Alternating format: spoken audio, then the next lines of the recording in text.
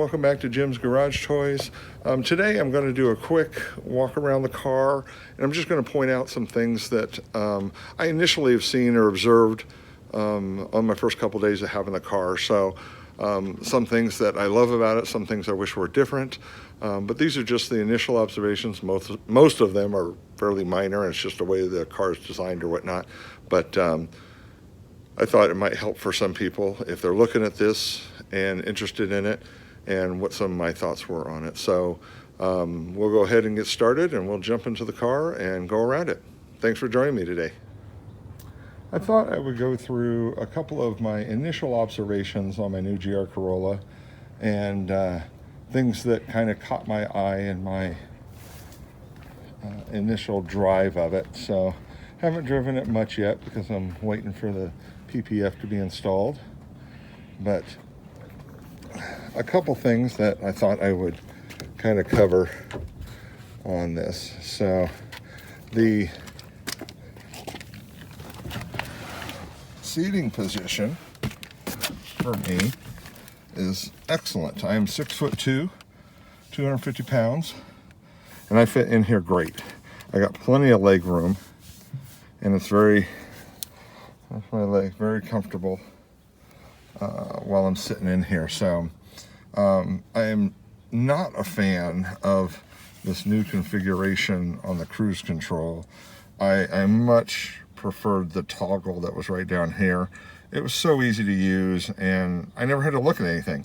I could just do it blindly and control it, where this is a lot more, let's put it this way, it's less user friendly. So I feel very fortunate, I'm very lucky that this one came with the upgraded optional shift knob.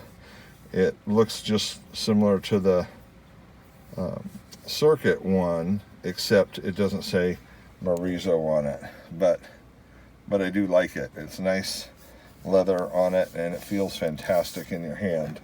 So I've known that this has been this way for a while. I haven't played with the stereo much. I didn't even have it on when I was coming back. I was just kind of listening to the car, but I'm not a fan of these tablet style head units. I'll get used to it, I know that, but I still prefer the built-in design on my 2017 Corolla IM more than the tablet design.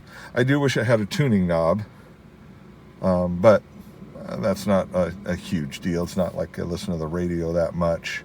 One thing I do really love about the new 2023s anyway is they are all CarPlay wireless.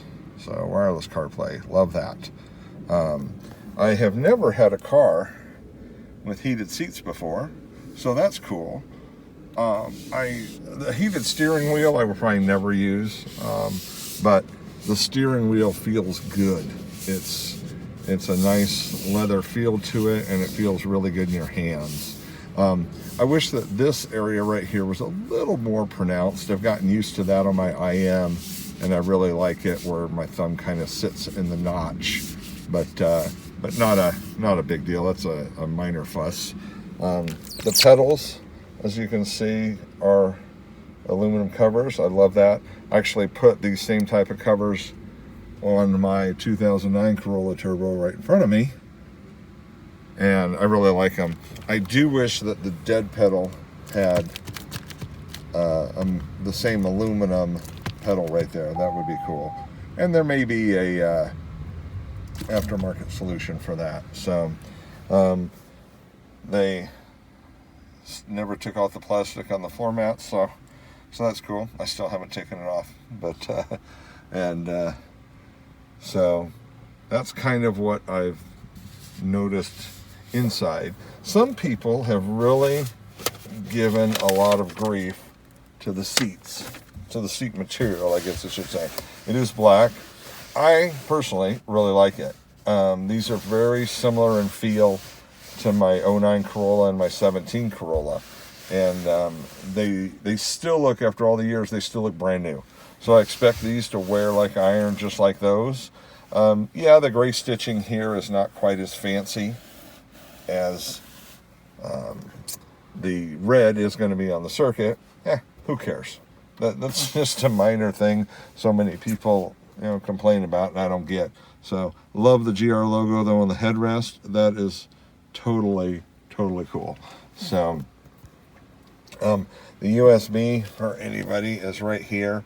I saw it right away. Some people say they never see it or don't realize it's there, but it's in my view when I'm sitting in the seat. So not a very big issue from that.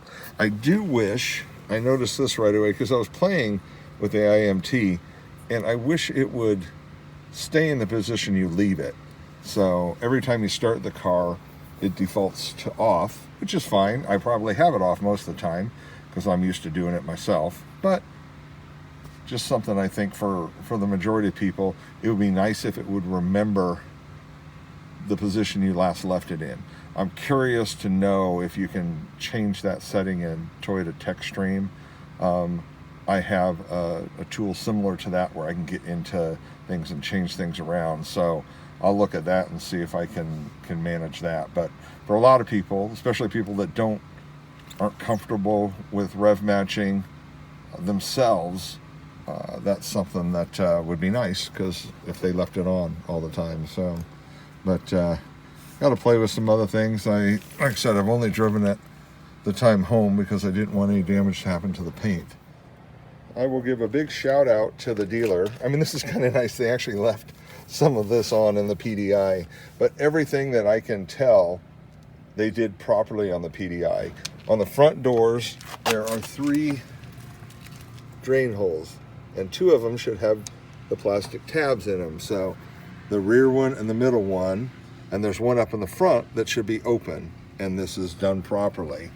On the back door, there's 3, and the rear one should be done and left open, and it is done that way. So they did that properly. So if somebody wants this car for backseat room, ain't gonna happen. So now if you're shorter, you'll be okay. Like I said, I'm 6'2". I have the seat all the way back, and there's just not a lot of room here, as you can see. Kids could fit back there and stuff, but that doesn't affect me because I will rarely, if ever, have anybody in the back seat. This is a car for me, and there will be a passenger in at times, but 95% of the time or more, it'll be all by myself. So, and then one other thing that I noticed, and I've seen this before too. So, this is my car cover for my Corolla IM. I was just going to try it and see if it fits this car also. But the floor is higher, and that is due to the battery being tucked up in there. But there's tons of storage in these cubby holes, which is great. It may affect bigger packages or bigger bags. Again, not a big issue to me when I am road tripping. I carry soft luggage, easy fit down there. And these wells here are extremely deep. They go way down in there. So also major kudos to my dealer, Vancouver Toyota in Vancouver, Washington, because this is the front license plate holder, and they did not put it on. They did not drill the holes. So I'm really happy that they did that. So I